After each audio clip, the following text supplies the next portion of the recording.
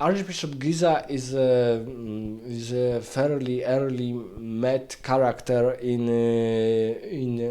Vampire: The Masquerade Redemption, and it is I think a very good portrait of a stereotypical but still very good portrait of stereotypical medieval archbishop, very uh, proudful, full of pride and of pride of the church, but he's a rather fat fellow with white beard and very round face. But what's interesting, he is aware of the vampires, because as a Christoph is descending upon mines near Prague, he can meet Archbishop Giza in the cathedral, and later on when he defeated Azra, he can talk a little bit with Archbishop Giza about vampires, and we see that. Of course, Giza also only says that they are evil, they are the mockery of humans, they are the spawn of Satan, and they should be killed.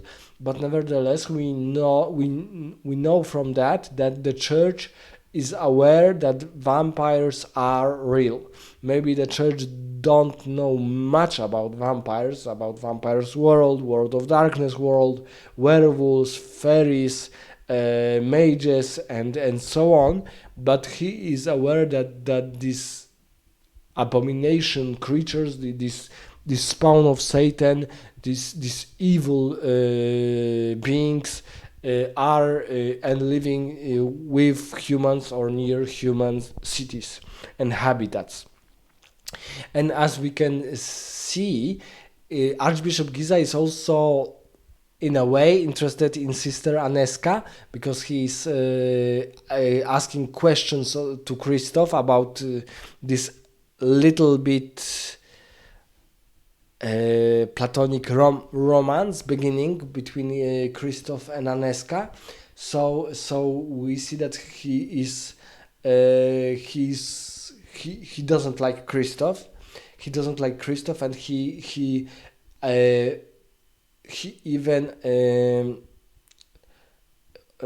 even want to for Christoph to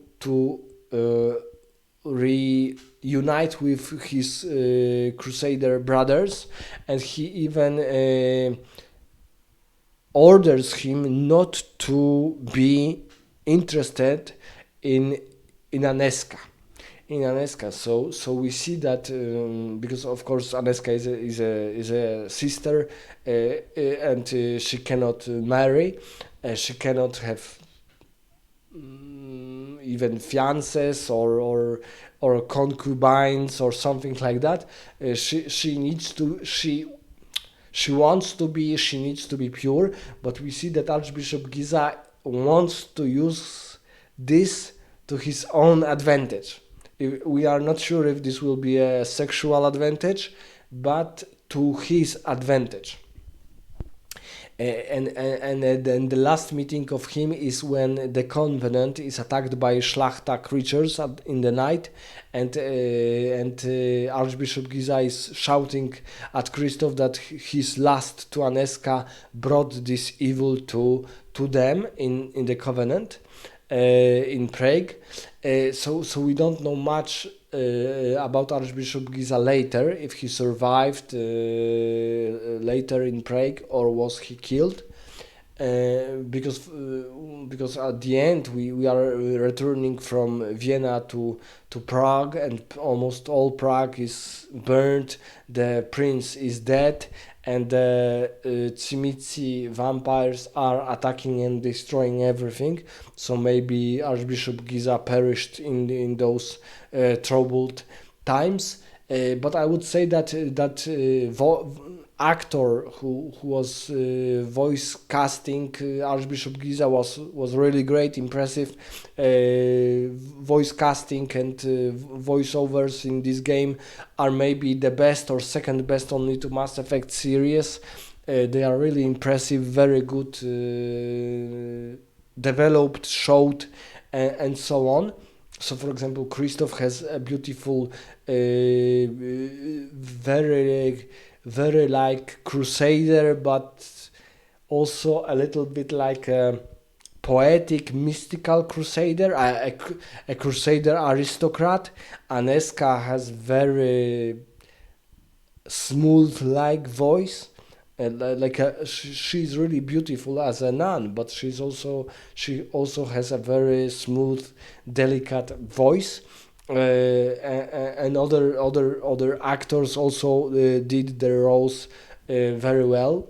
But I would say that Archbishop Giza is a very good example of stereotypical but very still impressive looking archbishop who wants to command humans, thinks that church is the only answer to the humans, and it is only the only answer to salvation and the only answer to fight evil on this world.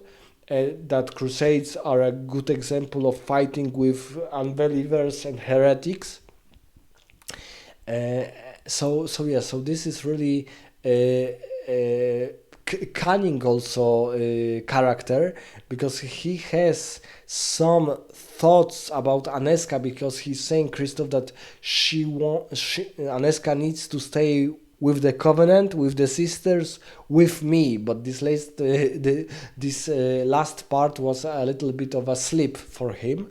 So we see that Archbishop is probably observing Aneska also, because she's young, she's very beautiful, and he is a man, and a very powerful man also. Although in Catholic Church, priests as bishops and as archbishops and cardinals cannot have families, children, and cannot have any type of sexual activities because of the vows.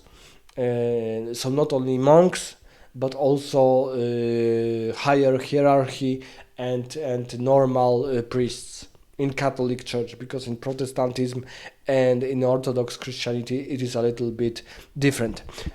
So I would say he also has a very unique archbishop-like attire, almost like a cute, beautiful, and very well prepared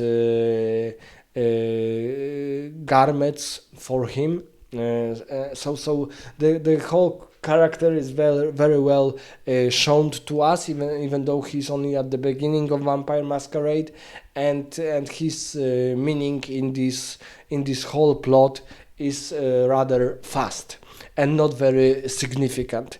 But he is a very good representation of a church, or a stereotypical church, or a church in, of course, in vampire world, because Vampire Masquerade is a world invented to show us these rather stereotypical characters, but the most part of the World of Darkness world is or about medieval times, or about times or about our modern times. So let me know in the comments what else can we say about Archbishop Giza. There are some notes about him, or there are about some other hints what happened to him after we returned for the second time to Prague, and maybe some new information which we can discover in this game or in the lore of World of Darkness.